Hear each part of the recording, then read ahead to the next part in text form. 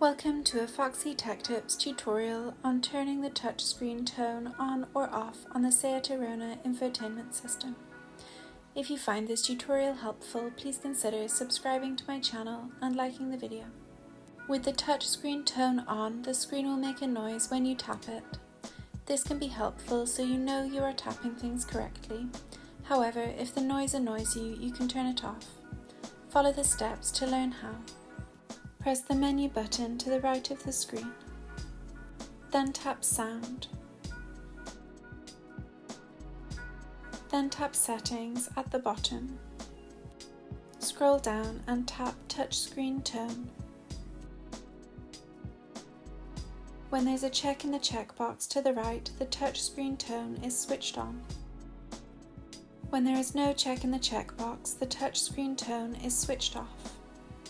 And that draws an end to this tutorial. Please like the video if you found it helpful and subscribe to Foxy Tech Tips for more Seat Arona tips and tricks.